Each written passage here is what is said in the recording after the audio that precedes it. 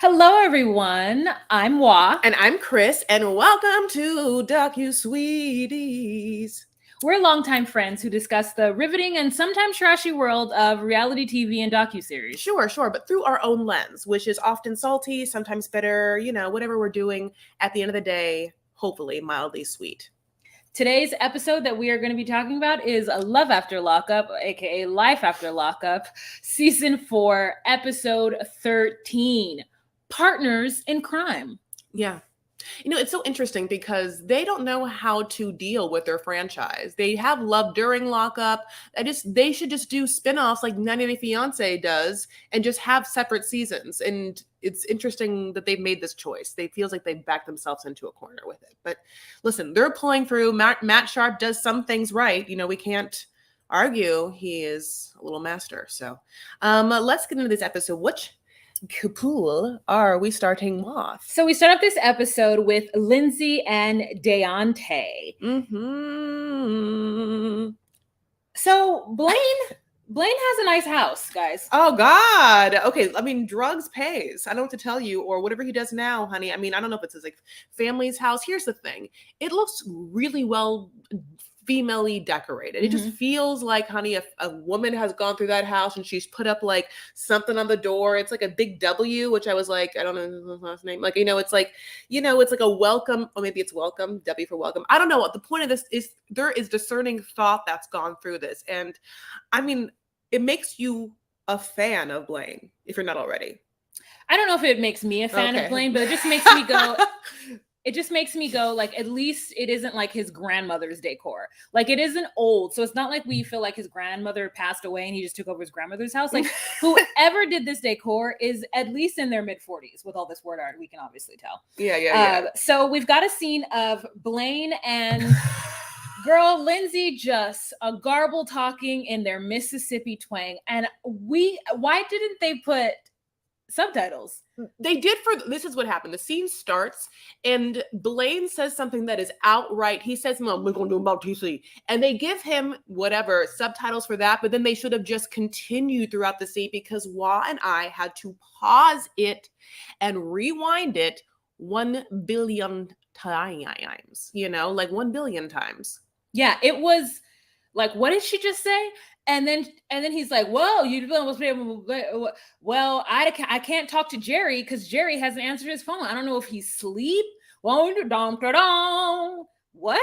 Like, right. It was just back and forth. Basically, Blaine suggests that Lindsay has Deontay go to the jail to pull TC out. And she's like, "I want to say not with normal. I'm like, hello, my friend was out of jail." Like, it is just so awkward the way they're just rambling on, man. And then not even 2.5 minutes later, we have a whole scene again but we'll get to it when we get there. So the next thing that we have is Deontay pulling up and knocking on the door, and he looks tiny, but we'll again talk about that in the future too. And she opens the door and jumps on him. I was telling Chris, this is the first time Deontay has had a woman jump on him like that, a woman that he's been fantasizing about, a woman that he's just been waiting to save. And she jumps on him and kisses him, and I know he's got to be instantly in love with her. He is obsessed and in love, and this is his boo. Nobody can tell him otherwise. Yeah. I mean, it is, you can see him melt. You can see him just like look with love on her. You know what I'm saying? And for someone who, like me, who like would very much enjoy that look like all the time from men, and for some reason like don't get it, for some horrible reason, I'm starved of that look. And you know what? When he gives it to her, I'm not jealous of her. I'm just happy for him, because the look of love is one where the person giving it is in ecstasy. On the look of love, you're waiting. Only the two of us standing by in front of my friend's house, and I wrap my legs around him with my high boots. Yes, she's wearing like riding boots, like if riding boots were also slippers or like sleepy boots. What it is that they are they're just a boot of yesteryear. Like they're a boot of like 5 years ago, right? And she's in Mississippi. We don't know what the weather is like, but the problem is that she's wearing a light pink blazer that's somewhat fitted. Yes, and the slouchy dark brown boots just don't go. Like she's gonna need a light tan. She needs a light tan boot to go with that outfit. So she brings him in the house because Deontay is like, who all live here? And so she's like, let's just get it over with. So she brings him in the house. And in order to solidify her feelings towards Deontay and prove her not sexual feelings towards Blaine, she sits Deontay down after Blaine mumbles, you haven't seen anyone, sits Deontay down and then immediately jumps in his lap like a baby. Yeah, you know, Blaine has a good house. First of all, if I was Lindsay and Deontay was like, who lives in this house? She'd be like, well, obviously my aunt, look at the decor. Let's leave. You know, but she doesn't. She brings him in the house and they have like, you know, a power recliner kind of sofa where like there's individual seats and there's kind of like a console that's hard to sit in. So she does the absolute most to share the one person reclining seat with him, you know, like, and he again couldn't be happier. It's like what he would have wanted to have happened. He's like, he loved having her on top of him when she like, you know, greeted him at the door. So like to feel all her body on him, he's like in ecstasy. But at the same time, he is forced to stare at Blaine during this.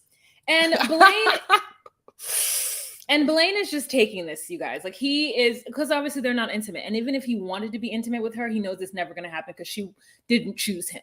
So he's trying to be this like big brother vibe, slightly big brother, a little bit like that's my homegirl, though I will cut you up type vibes, which I'm here for. And Deontay is just like, you're not going to scare me off, man. And, you know, because Blaine, for whatever reason, brings up the fact that she's a little crazy and that she might stab a person if a person gets in her way. She'll do anything for those that she loves. And Deontay's like, listen, I like a little crazy, you know, call me crazy, but I love it. Yeah. I love it when he's asking her like, so you've stabbed a person? She's like, don't ask me, you don't want to hear. I mean, here's the thing. I actually kind of mildly disagree with you. I think that Blaine is in love with Lindsay. And I think his long-term game plan is to wait her shit out, to wait to wait break her shit down. out. Yeah, like he won't make a move. He is just going to wait and wait and wait like a little like beaver in grass for the perfect time. And he's not like he's not going to come at her like Dom because she is feisty and crazy. But I think that if given the opportunity, like if she came at him like drunk or sad or whatever, he would be only too happy. Blaine thinks of them as partners in crime. And so then there's a little explanation that, you know, he sold drugs for her. Yeah. And he's like, yeah, you know, what, you know, then there comes the time. I love what comes back again. And then it's more so about the fact that, you know, where is Deontay planning on living with Lindsay? Because Lindsay needs to stay in Mississippi for Miley Grace because it's all about the children's. And Deontay is like, listen, I know I come second to Miley Grace, period, point blank. Like, I'm not even trying to play around with that. It would be a lot for me to pick up and move here, but if that's what I have to do, then that's what I have to do because I'm going to support my woman and I'm going to love her. And Blaine can't say nothing to that because Deontay is saying everything that needs to be said. Yeah. They do a little house tour where like he sees that they share a bathroom and he's upset about that, you know, like I think that he just like pictures like her like in the shower, like, boo, you know, and he like comes in and she's just like titties out and stuff and they just like bone in the shower. I mean, I would think that too, but like she has a nice room. Oh, I wouldn't trust anyone, honey. I don't trust anyone. No, don't you? No. Sharing a bathroom, no way. God, you're just setting yourself up for everybody who believes that is just setting themselves up for a life of like stress. Just let it go. So afterwards, he ends up leaving, and I believe she leaves with him too. Yeah, she does, because she's like, "Can I drive?" And he's like, "Do you have a license?" And she's like, "Yes." But here's the part that really got me. Deontay's reason for not wanting to live in Mississippi is because he has to quote unquote come down south, end quote, and then be in a place where there's people who quote don't look like him. And I said, Deontay, first of all, you know there was Negroes in Mississippi, right? Because that's where most of the slavery I feel like happened. I feel like Mississippi is the most Jim Crow slavery state of all the slavery states, but so was Virginia. And that's where Deontay is from. Virginia. And he's going to talk about over here like people don't look like me. I'm like, Deontay, you just as country as them too. I know you don't feel it. I know they're a little bit more dang dong, shang dong, bang dong, ding dong, bang dong, but you one notch above that. I disagree here because when I was in this scene with Deontay and Lindsay and Blaine, Deontay's form of speaking, his accent, if you will, to me was on the other spectrum of these two people so much that I told Wall that it was like listening to like two Southern people talk to a British man. I mean, that is because they are so Southern. I mean, there are levels to, I think, certain things. And like just the way they talk, honey, it is just like, and then Deontay is like, believe me, Miley Grace comes first. To me, I know that Miley Grace is the most important thing in your life, Lindsay. You know, you're just like, I can't. Meanwhile, he's like, I don't get around to me because I know Miley Grace is the most important thing in your life. And I'm like, he's damn near Colonel Sanders to me. So like, it's all the same garble in my mind. But I'm loving it. Anyways, we can go on and on. I love you. I wants to be with you. I forgot you wrote that down. Who says that? I don't know. Oh, is that okay? I saw it. I didn't know what it was. So I was about to move on. Okay, next Kupal is Poopy and Amber. Puppy and Amber, for those of you guys who are wanting to speak the California English vernacular. So we have Puppy and Amber. Now, this is hot off the press. This is hot off the moment when whatever his name is, Eric, left Puppy at the wedding nuptials, and they're all concerned because they're like, why did he just leave you like this? And he told her to figure it out. So they're all back at the good old Hampton Inn having an old-fashioned lady sleepover. It was blurred, but I mean, you can't blur it away from Wa's eye. She's like, Hampton Inn. They're at a Hampton Inn, you know. They're at a good old Hampton Inn, and they all just piled into that one room that cost $8.90. No, let me take that back, editor, take it back. So they're staying at the good old Hampton Inn, where these ladies are probably paying $89.99 a night, but they all piled into one room. And I said, the good old college days. And there's, little bottles of alcohol that they're imbibing in. And they're talking to Puppy about her situation with Eric. Yeah, absolutely. She says, this is what's confusing. She says they live together, and I think that they do, but he's married still or whatever. So she's like, am I the side chick? And the answer is yes. At this point, still yes, but like she is so starved for relationship and attention and sex. Like, I mean, she literally is the girl that is like so insecure that like she can't wait to like go full Olsen twin with her like significant other. You know what I'm saying? Mary-Kate and Ashley Olsen twins. I don't know what that means. Okay, well, that's a reference to Mary-Kate and Ashley Olsen, who are on Full House. They're twins. Do they sleep with the same man? No. So there was a part of this where we talked about how Puppy and Eric dress very similar. Oh. They like take on each other. Like yes. Oh, yes. So yes, like she went full Olsen twin with him would be like a funny way of me like, yeah. Great. Okay. So I'm hoping that you podcast people realize my pain in this moment. Yeah. Anyway, I mean, their ripped jean, like leather jacket, situation and like is full, not to switch genres, but Miona and Jibbery of 90 Day Fiance, like there are coupes. Would you dress like your guy? Yes. Okay. When you say that, would you just like take on his style or would you make him take on your style or would you find a style together? You're assuming that me and this person have wildly different styles? No, what are you thinking? I'm thinking that we already, I'm thinking that like we already kind of have the same style. Like we already like wear bright colors, like, maybe, yeah. Yeah. Well, here's the deal with Puppy. That bit that you're talking about is like the snippet where they try to get Amber to talk shit about Puppy low-key, and Amber just refuses to, but she just tries to say it a little bit. But yeah, so we all know Puppy, right? For those of you guys who've been watching the franchise for a long time, she just wants love. Mm-hmm. And she wanted it from Amber, but Amber couldn't give it to her because Amber is not comfortable with her bisexuality or even maybe she's just not gay, but Amber is giving butch queen from, not butch queen, that's the wrong terminology for a woman, but like Amber's giving stud. She gives stud. And so like, it was very, very confusing to me when she first introduced her boyfriend, Sam, but you know, that's for last couple seasons ago.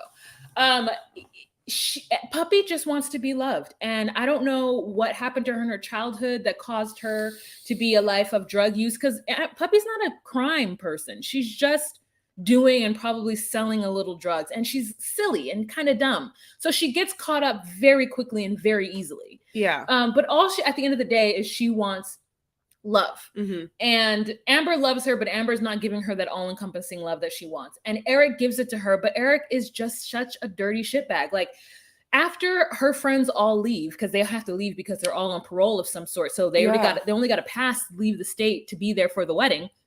And so they got to go. So they drop Puppy off at her room that she has with Eric. So it's not as though Eric has totally left her. He's just been missing for the last 12 hours and not answering his phone. Mm-hmm. So she gets dropped off in their dirty ass room. Oh, God. And she's just waiting for him to show up. And he shows up probably smelling of cigarettes and alcohol from the whole night. He just was like, oh, I got caught up. I got lost up in what I was doing. I'm like, how the hell do you get lost at a casino in a city you probably have never been to? Drugs. That's the way we think he's just like he just partied all night long.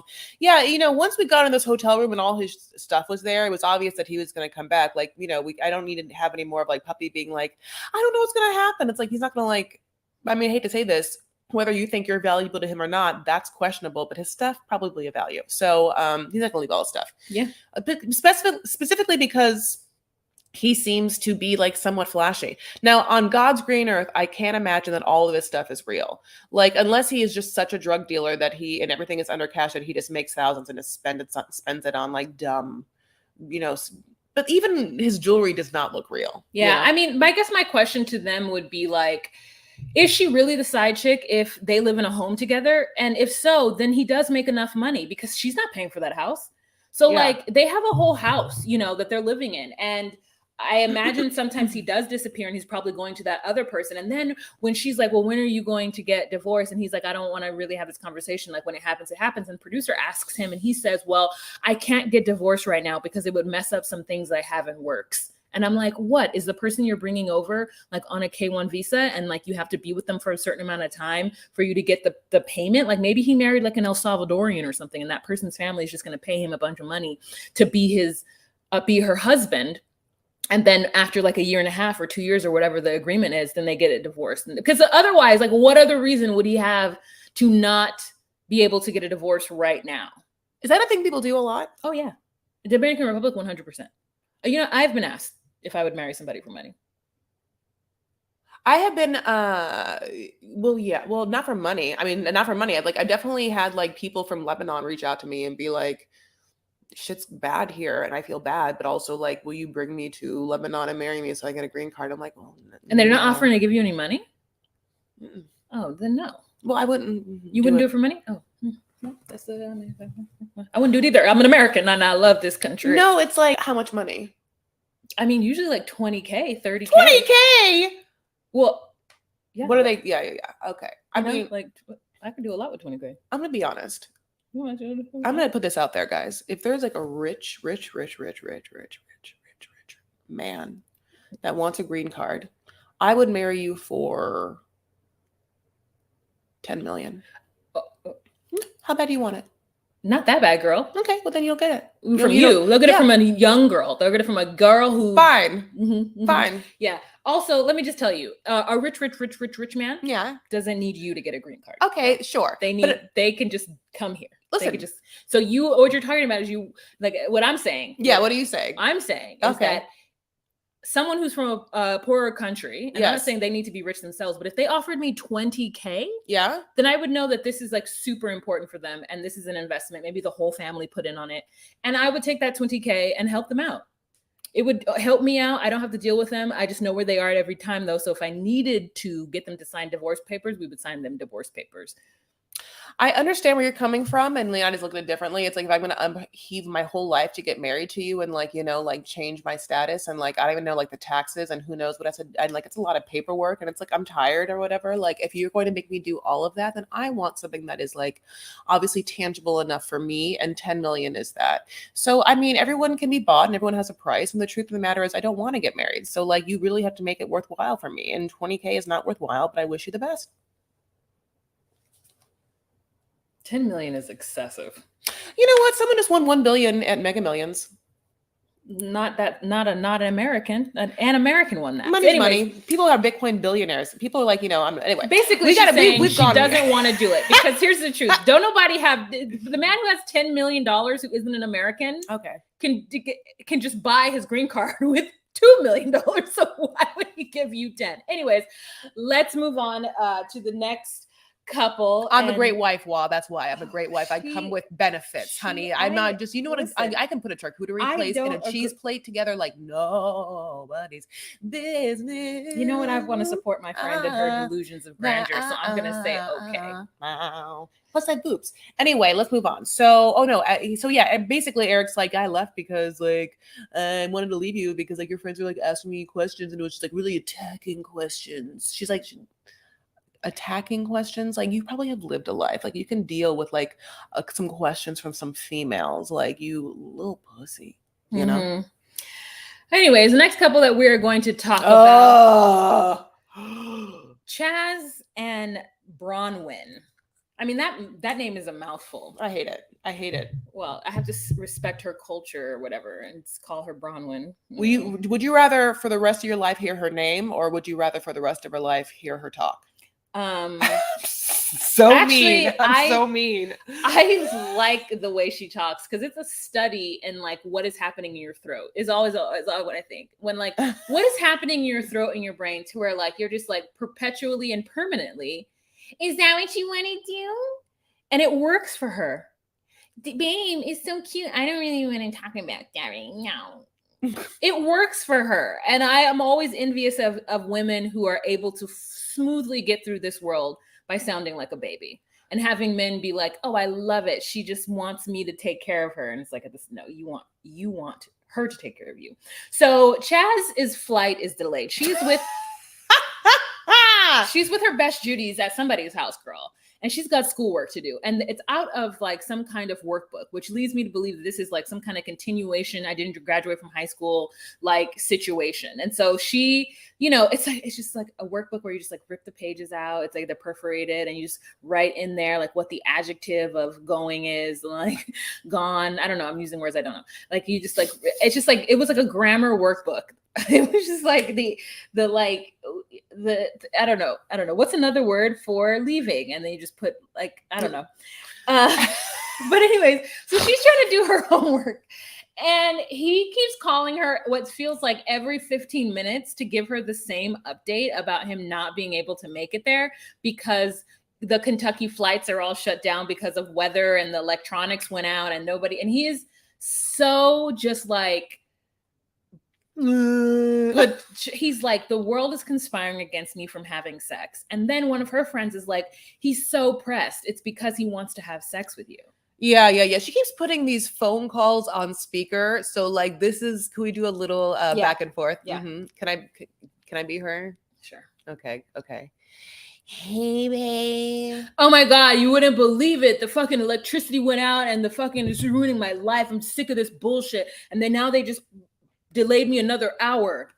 So sad. I know. I just can't wait to fucking pee with you, baby. All right. Well, maybe like we should replan this like a different time. No, I don't want to replan it at a different time. Like I want to see my wife. I want to spend time with my wife. God damn it. Why can't I spend time with my wife? My hot ass wife. But like, why would you? I'm thinking, want to come for like a couple hours instead of just replanning it. Well, like, babe, I mean, I need to see you. Like, it's been a long time and America needs to figure it out and like get me on a plane so that I could get to you fast. Okay, babe. hang up. Her friends the whole time are like, we hate him. He's such a dumb, like this one lady, honey, I mean, you know, was the star of the show. She had this, I wish we knew her name. I don't remember her name. Did we write down her name? No, we Her didn't. name is Tara. Okay, it is Tara. And Tara, that's too bad. She has like a crown of some sort of like rhinestones on, and what talk about what's also on top of her head. So Tara, I don't know if she's like a quarter black or just like black fishing. Is she black? Because the wig that is on her head is very Black woman like. It feels like an unnecessary hairpiece for someone who's deeply insecure about what their hair looks like underneath, and it's just like sitting on top of what I suppose is her very curly dense hair that she doesn't like. And then she put on like some kind of hippie like hair accessory that goes over her forehead and smushes down the bangs, and it is, I don't get it. I just don't get what's happening. I get it. She's like maybe Gen X. You know, she's not a boomer. I think she's Gen X. And so like she just like grew up in a time where like being black wasn't exciting for her. And so she's just like chosen to like not be black. She definitely, her face looks like it has orange self tanner on it. Like that's like, it's like, so it has that not natural, but trying to be darker situation. Her hands are a different color, you know? And so I think that's, you know, whatnot. Now, she all of her friends are there, and they all, you know, are just like trying to make this cabin some sort of like decorated party for them. I'll be honest, I don't know why they're there, except that Bronwyn was like, I don't want to have sex with him, so please come and like be a barrier, be a boundary for me. Because they definitely know that she hates them. Like they know that she's not attracted to Taz. Like they are absolutely like, he's a simp, and like, I hope he doesn't come. Like everyone is giving a vibe like they want him to not come at all. Well, what it is that it was supposed to be an overnight situation. So what the situation was that he was going to touch down in Portland and meet her at her friend's house. So they were getting posters and such ready to meet him at her friend's house so that she could have one day with him without the sex. And because she's been in prison for 11 years, and in prison, and we've heard this a lot on this show, is in prison, you're not supposed to touch other people. And so if you've lived in a world for 11 years where you're not supposed to touch other people, and then you have to come out and then touch people and people are all on you, it can be very jarring. And like I said, we've heard this from women on this show many different times. They've come out of prison and been expected to like perform for these men. And so I get that. The problem is that he missed that first day. And so the second day at the cabin was supposed to be something that happened later on in the night on the first day that he was supposed to be there, but it didn't happen. So she moved it to have her friends meet him at the cabin because she still wanted her friends to meet him. Also didn't want him all on her. Now they get to the cabin, he gets there and he's wearing stupid sunglasses, okay? And they get inside the cabin and the friends immediately start to tear up and cry and basically tell him that they don't want him to take her away from Portland. And every moment we have seen Bronwyn say that she needs to get out of this environment. So it's not like he's forcing her to move to Kentucky. He's just providing a space for her. And they want to tell him to not make her go because things need to be settled here first. Number one, her daughter, who's 20, who we saw last episode say, no, mom, go. Right. If that's what you need, go. Like, I get it that the girl is 20 and she probably still wants her mom regardless of how old she is. But if the girl says so, and if it's better for Bronwyn she obviously wasn't doing well in Portland, but the friends are just like naysayer boo-boos that don't have a life of their own. Like none of these women are doing that much. I'm going to just call it. I hate to say it like that, but like for them to want their friend to not go somewhere and get healthy and get better, but then also feel like, damn, we hope it didn't have to be with this person. So, you know, if you ever need our support, we'll come and help you move from to another place in Kentucky. I don't know. But anyway, so that happens and Bronwyn gets immediately very overwhelmed and anxious and she pulls him outside and apologizes to him on her friend's behalf about what this, you know, situation ended up being. And then he's like, well, I don't want you to like leave your friends and family if that's not what you want. And she's like, I actually don't want to talk about this at all. I'm going to go somewhere and have fun. Because here's the truth. I do think that she's grateful for him and she sees him as her way out. But because she's no longer a drug user, she just can't have sex with someone who she finds unattractive, especially after an 11-year bid. So there's a lot of things conspiring against her. But I do think that she would eventually have sex with Chaz if she could get to know him. But she's already set up a scenario with him by telling him that she would have sex with him. Yeah. Overall, I also feel like she doesn't respect him as a man, and neither her friends do. And so I don't know if she was ever going to like actually have a fighting chance with him, because like the way that her friends react to him and treat him like in her life, it's obvious that they and her don't really feel anything for him. I think that he really is a stepping stone. I also feel like the way that she's talking makes me feel like she's already out of her mind in a certain way to be in a right frame of mind, is what I'm saying. Allegedly, her talking. Sometimes it's hard on the show, or in general, to understand if people are still on drugs when they've been on drugs, and or if they're on like medication that is like prescribed for them. Because if I was to be honest with you, she and her pattern of speaking makes you feel like she is not sober. And Lindsay, who we were talking about before, the way that she grips her jaw and the way that she sniffs makes me feel like Lindsay isn't sober. But at the same time, I'm not a professional, and this is just us talking. But you know what it's hard to be able to see where people actually are on this show, and what's being truthful and what's not. A lot of the show is so heavily produced that it's hard to be grounded. But anyway, that's all I have to say about them. Anything else about them for you? Okay, we're going to move on to our next kupal, which is Taylor and Chance and Bobby. Yeah, I know. So this is a little bit of a sad moment for Taylor and Chance, but also a little bit of a bonding moment for them too. So it starts with Taylor being in the car, honey, and driving, and she recounts, obviously we saw with them was Bobby being moved into an unfinished garage room, and Chance taking the kids to this father-daughter dance. So now we're picking up. Taylor is driving, like I said, and she sort of updates us that since then, Bobby OD'd. And she was found in Taylor's living room, and she was already like black and bluesies, and it was really, really bad. Having told that into like the dash cam camera GoPro, she then pulls into what feels like maybe the rehab center that Bobby's at to bring her some things and to maybe visit her. And she's told there that that's not possible. And so she's driving away, and we then get also a conversation where she starts to battle with feeling guilt of whether Bobby's OD happened because of the garage move, because she feels like even though this person obviously had a prior addiction history, that she was doing well in the house, and maybe moving her to the garage made her feel depressed and isolated in such a way. So we get her and back at the house with Chance, and Chance is like, how's everything going? Like, did you get to see her? And Taylor says, yeah, it took me a little bit to get back because I had to pull over on the side of the road and have this moment, but I can't help but feeling that like, maybe we had something to do with it.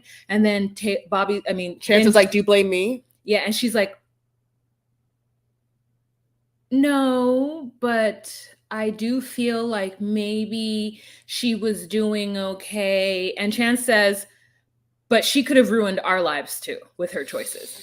And at first I was like, oh, that's the wrong move, guy. That's the wrong move. And then Taylor tells us that the police told her that she could have lost her daughters if this had gone sour, and that Chance could have gone back to prison for 15 years because of Bobby's drug use. And it's a good thing that they didn't find anything on her. So she must have just like taken pills or something that wasn't like, something they couldn't find the paraphernalia for.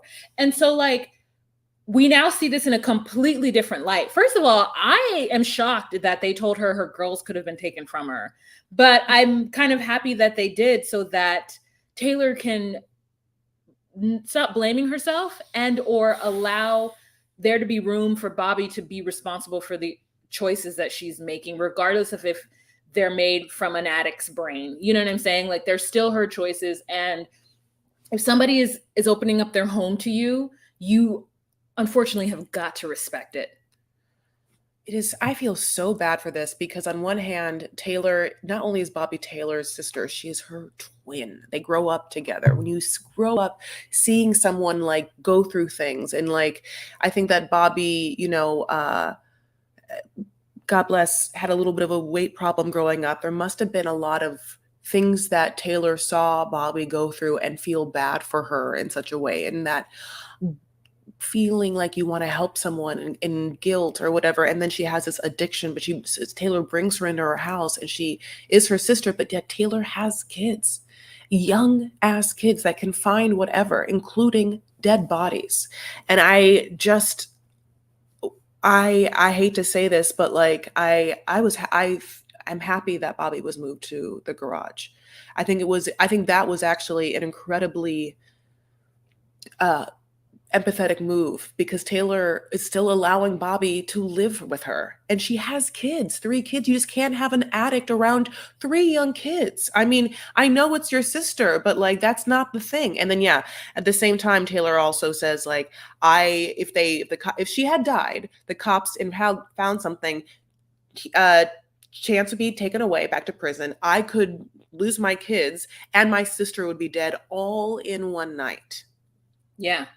It's a lot of stakes for Taylor, and she needs to move forward and do things that work the best for her and her family, because she can't save Bobby at this point. She's done her best, and she's got to move on. And so do we. The next couple that we are going to talk about are Marcelino and Brittany. You guys, producer to the produce of the produced, okay? The producer of the production producered is what this segment is. To the point where, listen, I love Marcelino and Brittany, but if we don't have to talk about them, I won't, because there's nothing that we could be talking about that is going to be genuine. Everything I'm going to be talking about is how I feel producers set this up. Oh, absolutely. But I will say this, let's have some fun. So they're at a dumbass car wash, but whoever, we love car washes. So yesterday we went to a car wash. You guys, let me tell you something. You live in the city, and even if you don't, like, buying a monthly pass to one of those drive-through car washes is so nice, because it just feels like, for like $25 a month, I can drive through my car every day, once a day, to one of these drive-through car washes I have the membership of. And A, it makes me feel good to not have a dusty ass, dirty ass car. And also B, it does make me feel, it also, having to wash your own car is like such a luxury. Who has hoses and it's like, so you get so wet and it's very hard. You have to like dry it. It's a nightmare. So having said that, this dumb scene is basically going to tell you, but like what we're saying is even more important. So like, get your life together. But also like, yeah, Marcelino and Brittany have to like go to a car wash, and like Brittany at this one moment in time at like 7:00 is like, I have to take a phone call. He's like, okay. She's like, well, I can't do it in a car wash. And he's like, well, get out. And so he goes to the car wash and he's texting someone. And then the producer, for some reason, is like, who are you texting? And he's like, blah, blah, blah, and like does like a Zoom thing or whatever. I don't know what the fuck he says. I don't even care. But basically, and then we go a cut to where we see the car and there's no producer there. And it's like, this is what cast of clowns is editing this? This is bananas. This is made for $2. Was this a free like trade for the car wash? I mean, I can't believe this. Basically, whatever. So then she gets back in the car and, like they're upset at each other and he's mean to her. And then they go back to the house and they have like cute bedtime, put the kids to bedtime, then wine time moments. And so the kids are cute, like that little girl's cute. Then there's that curly haired son that's cute. And also, whatever. And their kitchen is like really well organized. Like, honey, like she put the time in, they got like someone there. It's like, everything is like, has those plastic, she has the cereal dispensers, honey, like everything is freshly done. She is living her life. It's been home edited. You know what I'm saying? So Marcelino in this kitchen light, you know what? He has aged really well. Like, I feel like he is a handsome ass man. He hasn't aged at all. Like he looks like it's like he was skinny when we first met him, and like now he's not skinny. Right. He's like thick, but like not fat. And he just gave us more. And like Brittany, I know it. Brittany looks good. I mean, I just think I love her hair. It's just like every season she gives us a slightly different hair color and a different style. Like this season, it's almost that like darkish red. It's like an ombre and it's a high pony. And it's gonna be that for the rest of the season. And I'm feeling this high pony. Her texture's always been great. She has shiny, like long hair. She like keeps it really healthy looking for how long it is, like whatever her hair care routine, she better drop it if she hasn't already. Yeah. That really, I mean, Brittany could sell some shampoos and some conditioners. Sure. Vitamins. 100%. So Brittany, if you're listening to this, girl, get into the vitamins game, okay? Go over there and check out Donna's recipe for Tabitha Brown and just get you a hair care line, because the girlies would buy.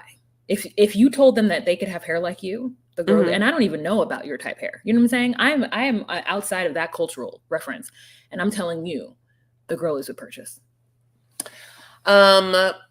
This scene is like, an interesting scene, where they're just kind of like dealing with their... Interesting. But I hate it. So let me just move on. So then like later on in this segment, like her mom comes and babysits the kids or whatever. Mom, like, comes in. We're like, oh yeah, you.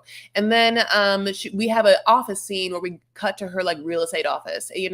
There's a mindfulness sign there. She has Post-its and pictures. It feels genuine. Her friends just like stop on by. And then we see Amber. Now it's been a minute since I've seen Amber, honey.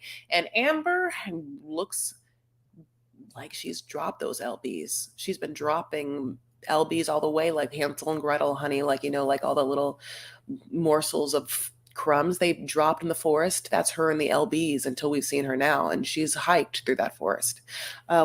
It's just such a contrived scene of Brittany sitting behind, like she's a working lady now. Hi guys.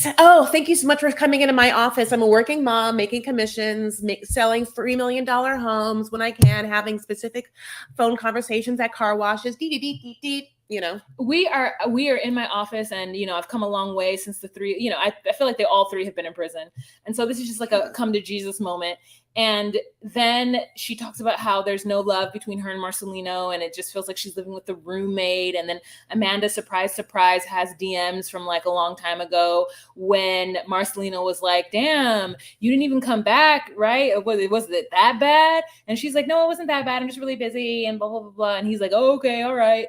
And so getting that, she's just like mad at Marcelino, quote unquote, and not as mad at Amanda because it's not Amanda's thing, but she would have wished her friend would have told her that the husband reached out to her outside of it. And so Amanda's like, well, I didn't even know that it wasn't you. Like it could have been both of you because his Instagram might have been your joint Instagrams. I don't know.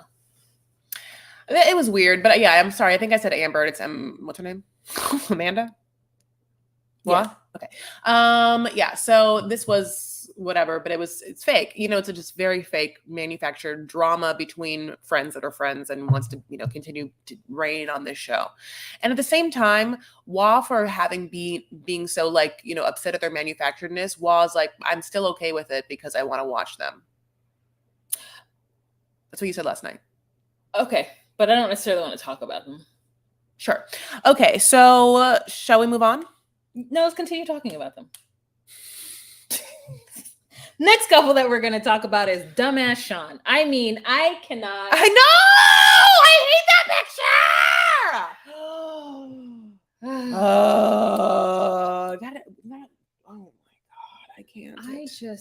Sorry, listen, when I say I hate that picture, it's because if you're listening on this podcast, we are putting up pictures, my loves, because we have a Patreon. Do you know that?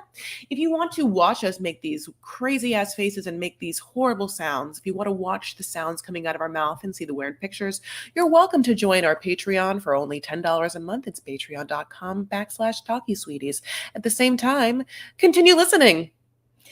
So you guys, Sean is such an idiot.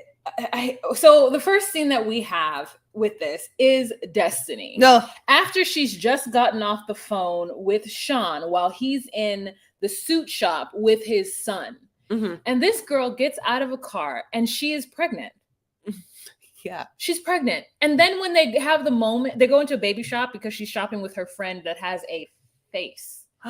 This woman, wow, no, okay, God bless. I'm gonna tell you right now, we cut to this woman who works in the shop. It's her friend though. So like, okay, this woman looks like Mrs. Geist from Clueless, having been through years of hard living, honey, like she wasn't a teacher. Oh, I mean, I paused it to just look at everything that was going on. And I will forever in all of my life, I will always be baffled by a person who can put dark colored eyeshadow on their eyes and not blend it. Yeah, here's the thing. That's your version of, for me, I can't stand horribly fake eyelashes. I can't stand why that would be the choice to be made. And I feel like you're more forgiving for that. Well, because I know that the alternative is expensive and people can't afford that. So if false eyelashes are in style right now, we're going to see eyelashes that look like Sarah's eyelashes that, Sarah's eyelashes look terrible. Yeah. I mean, it's like they don't even know where to put the lash line. I mean, it took me a minute to put on these lashes today in the bathroom that I was in that didn't have good lighting, and my eyelashes are better than theirs. And I'm not on TV. If I were on TV, I would just invest and go and get somebody to do it. But I'm also somebody who's aware of what TV is. So, also I think that regardless of whatever, like you also have a certain aesthetic, you have a certain taste level where you want when you look at something, you're like, this is how I want it to look, and this is how I don't want it to look. And some people that's their style. And so, God bless. What I'm saying is some women's style will look at an eyeshadow that's not blended and be like, perfect. And some women are going to look at their like crazy tarantula eyes, like one hanging off and like, a couple missing, and be like, great. And okay. All the white glue to be seen. Just every piece of layer of glue that you ever put on that lash is being seen. And then no one goes over it and puts more liner on top. Yeah. Like I just like, all you have to do is just go in with your liner right on top of that. Just like, and it'll work. But felt tip would be great. Like you just like, just to mark it. Like, like think about, well, I guess you wouldn't do that with a Sharpie. You need just to color it. Yeah. It's interesting. But so we have Destiny, and then Destiny talks about how, because you guys remember Destiny got married to somebody else at the end of her season, right? And then a few weeks after that, she went back into prison, and then she came out and she's still married to him, but she doesn't say like, I came out and then I got pregnant. She never says she's pregnant, even though she's in a baby store and she's clearly pregnant. So I don't know if she's going to try to make Sean believe that baby is his, or why didn't they discuss it? Why did we just gloss over it? And so she then says that the reason, she's like, oh, should I crash? Okay, let me back up. Well, this person is in this baby store with her friend talking about how Sean owes her money because he made promises of certain things. So she was expecting a $10,000 wedding engagement ring and then didn't get it. So now he owes her because she couldn't sell the ring that he did give her. But I remember her throwing it at him. So that's why she doesn't have the ring that he gave her. And also she says that she paid half of or down payment on the car that he had repoed or taken back because he was the one paying the note. So like maybe he owes her $2,000 or whatever, but he doesn't owe her. And then the way she's talking about him marrying Sarah is like, well, then he went and like got married to somebody and like or getting married to some other girl, like whatever. And I'm like, you fully got married to somebody else. What are you talking about? I don't understand how she feels like she's owed things. And it's so interesting to me because in my wildest dreams, I would never think, I just would never think that someone would owe me. But I think that he probably threw his money around so much to get these women that they're like, that I even had to spend 2 moments with you. And you look just like Butthead of Beavis and Butthead. I had to sit on a couch and stare at your face with those teeth and that chin and that nose. And I feel like hourly, it was at least $60 an hour. I mean, so you owe me. Here's my invoice. Look at your face. I had to, and I hated it. The thing is, though, he's got a big penis. And they all say it. And he dicks them down. Yeah, that. I mean, he had to take me from behind because honestly, I can't see that. I can't have that on top of me. I can't have it on top of me. Could you imagine that fucking face? That oh, Oh, God. I mean, like, and the way whenever a producer asks him a question about his shenanigans, he always gets like mildly offended and like makes his face up like butthead, and he's like, "What? How do you ever even?" You guys should be watching this on Patreon because you'd 100% see my face. Destiny doesn't even. I don't understand.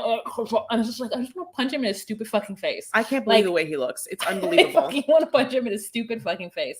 And so then we have a scene with Sarah, who's like asking him to tell her the truth, you know, right here and right now, because she knows he's got some dumbass drama in the background that he's not telling her about. And here's the big secret, is that Destiny is in fact out of prison. And so she's like, is she going to show up here? But she's in prison. But how do we know when she's going to get out? She could show up here. And he's like, no. And I'm like, fool, tell her that Destiny is not in prison, and that, you know, Destiny is not in prison. And that we also find out that the reason why she's able to find him and get his telephone number is because she's a fucking criminal. And what she did was fraud and identity theft and all kinds of stuff. So all she has to do is like get with some contacts and find out what his new number is. Also, she's now following Sarah on Facebook. And it's just like, why are all these people on Facebook? Like, to the truth, I'm sorry. If you were on Facebook, okay. But you shouldn't be. I didn't know they said Facebook is specifically over Instagram. No, the picture that Destiny showed was Facebook. Okay, yeah, about her saying 3 days until we get married. You're right. You know, it's so funny because Juan and I, by the way, side note for our DocuSweeties fans, we are going to record our next show we're doing for our Netflix bingeable docuseries, which is The Most Hated Man in America, which has some themes. Nope, it's called The Most Hated Man on the Internet. Sorry. And it has some similar themes about how easy it is for people to get all of your information online, how easy it is for people to be sleuthing and interneting and hacking and all of it. It's like a whole ass thing. Yeah. And so to have a Destiny just be like, you know how easy it is to get his number? Like, he changed his number. I found it in a second. Like, why would you even play me? Do you know what I do for a living? I do it in 1 second. I just like I low-key would love a little, like, you know, class and how she does it. Like, I mean, because you do it and you think you're classy doing it. That's why. I don't do it. Like, I just don't. I want to know an internet sleuth. Chris she will go and figure out someone's life when they just like DM her, and she's like, oh, I need to know everything about this person if I'm going to continue this conversation. And so, anyways, that's why she like feels something kind of exciting about what Destiny's doing. And for me, what Destiny's doing is just like terrible. When I first realized that. Remember we all used to check in on places on Facebook? Yeah. Like, one of my friends told me one time, because she had a larger, I think it was YouTube audience than I did at the time. One of the best pieces of advice is do not post anything of where you are until you're not there anymore. Mm-hmm. And then I was like, why? And she's like, because Wahama people are crazy. People are crazy, Wahama, and they could show up on you. Mm-hmm. And ever since then, I was like, oh, okay. I mean, I used to do it on Facebook so that my friends in New York City would know where I'm at. And if they knew, then they could just show up and see me. But like, I'm not taking into consideration that not everybody that follows me on Facebook was a friend. And it took me a second to like make my Facebook profile like not public. Yeah. And to truly understand why I needed to make it private is because people could be following me who I don't know and are crazy. Mm-hmm. And so, yeah, now I don't do it. And if I do it, I especially don't tag where I'm at. I'll tag where I'm at after I'm there. Yeah. And so, but because of that, Destiny now knows when the wedding is and where the wedding is. And she could, with the producer's help, show up to that wedding. Yeah. It's almost as if, wouldn't it be crazy, if somehow Destiny and Kelly and all the people, Mm-hmm. all the people showed at this wedding. I just want to say one thing. This conversation that's happening between Sean and Sarah, where Sarah like absolutely like knows that Sean is BSing her and full of ish, but for some reason is staying around and thinking, like, I think that Sarah's whole thing is like, I just know when he's lying, so I can just like be on top of it. Like, you know, he's not fooling me. I'm just gonna stay around because I know he's dumb. Like, it's crazy that Sean won't just be honest and like, but also, you know, it feels like for some reason it's his fault that she's out, or like it seems so like guilty that he won't just be open and honest. Like, yeah, I think she might be out. Like, he even admits that he's talked to her. The other thing is they are having this conversation over what I think is an IKEA table with one of those like rock garden centerpieces, candles. Remember those? Like, that was the whole thing. I feel like I had those in my, like, that Asian-y kind of like rock garden candle thing happened in my life and like 2006 and 7 it was happening. Sometimes there'd be like a little like waterfall feature, like little, it's like that kind of with the green bamboo. Like, remember that moment in life? It's happening still for them. Yeah, there's a little bit of Arrested Development, even with her jean shorts. Like, I feel like there's a certain group of women who wear jean shorts that are not high-waisted or like ripped, when it's just like a regular ass jean short from like 2007, with like a pattern on the thing. So that's where she's at. But here's the truth. Sarah doesn't have much options because she got pregnant. She's already a convict. She already has a child. And so if she ever wanted any chance at love, like, it would have been it. She's in a rock and a hard place. And Sean has enough money to take care of her and her daughter and the new baby coming on the way. So why wouldn't she marry him? She doesn't have that many options. Yeah. So I feel bad for her, and that's her scenario. That's her situation. But Sean is the absolute worst fuckface, and I want to punch him. And I'm sad for her eyelashes.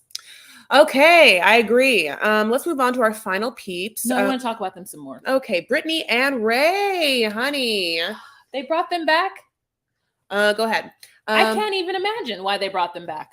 But I guess they want us. This is going to be another fake drama too. I think this has been fake from the very beginning. Yeah. And Brittany is loving this. And Brittany is spoiled. You don't know this, but Brittany's spoiled. And Brittany is like going to go to her parents and be like, "Meh, I want to do this reality show. I really think it's great for me." And they were like, "Oh, Brittany, okay, fine." That's what happened. Okay, they were also like, "Brittany, we're gonna absolutely call you Brittany, and we're gonna spell out Britney Spears' way, which is basically no other person has ever spelled it BRTNEY. Usually it's BRITTANY, stuff like that. But Brittany is Brittany." We pick up with Ray, honey, visiting her parents, and he has a welcome gift for that early morning 8 a.m. house gift for a parent, which is red wine. Red Raymond. Stay close to me. Anyways, but before that, we have this scene where she's in the bed in some kind of either like nurse's uniform, jogger, pajama situation. And Ray is getting gussied up and he's telling her he's going to work and he's showing. And so she's like, "Let me make your breakfast." And then we have a dumb scene of her holding his phone and his lunch pail as he speeds out of the driveway because he's going to work. And so she calls her cousin like, "Girl, this man left the house without his stuff. You know he not going to work. I wonder where he going." And then it turns out that he's going to her parents' house to ask her parents for her hand in marriage. Mama going ahead because let me tell you what I did. And this is the blessing I gave upon this world. I made fun of that mother's wig. I did. I made fun of it the first season she was on it. And I said, "Ma'am, if you're going to talk shit about someone, you need to change your wig." And guess what she did? She changed her wig. Now I'm going to talk shit about her top lip. She's got a white woman's top lip and I need her to overdraw it. I just need that to happen because right now it's giving just a line and it's not the right facial feature. So if we see this mother next season with a plump lip, thank me. Basically, yeah. So he shows up to the house and they're like, "Thanks for bringing the red wine. It's really early. Have you been drinking?" And he's like, "No, haha, can I marry your daughter?" And we are supposed to think that the mom's gonna be like, "No," and the dad's gonna be like, "Whatever." What ends up happening is the mom's like, "Yeah, maybe." And the dad's like, "No, I don't give you my blessing. I don't need you in my life, honey. It's not it. You're gonna have to like make that, you have to show me, honey." And that's the drama of the season, because the truth is like when he says that he's shocked that the father said no and the mother said yes, it's because I feel like producers are like, "No, let's just make that a part of the plot line." And so the dad said no. And the dad low-key has respect for Raymond. And he says his reason for saying no was because he doesn't want to give up his baby girl. And I said, "Oh, you didn't know that she had a con boyfriend for the last 3 years. Your baby girl is gone." Mm-hmm. No, she's grown up. Yeah. She's grown up. She's done. That's it for this episode, my loves. I'm so thankful that you have been on this journey. Thank you so much for subscribing, for sharing, for leaving 5-star reviews. You know how it is. If you want to follow us on social media, you're welcome to. It's DocuSweeties across the board, just like Tens, honey, TikTok, Facebook, Instagram, and anything else. Twitter, is that still on? Yeah, I think TikTok is like DocuSweeties too, but it's still DocuSweeties. So search that, and we'll come up. Also, if you guys would like to see the visual of this right now, because Chris and I are very gorgeous, visuals, we're looking great right now. You can join us on patreon.com/DocuSweeties and join for just $10 a month. That honestly helps us to produce these shows and gets them edited and gets them out to use as soon as possible. Also, it helps us to know you love us and want to support us as creative people. Yeah. So join us on Patreon/DocuSweeties to get that good old fashioned tea. Also, guess what? We of course have more coming to you. Like we said, most hated man on the internet, and here it is right now. We're doing 90 Day Fiance, Happily Ever After. We're telling you now. Woo! There it is. Fresh. A little drop. We'll give it to you. Other than that, we love you guys so much. Thank you so much. All right, you guys. Bye. Bye.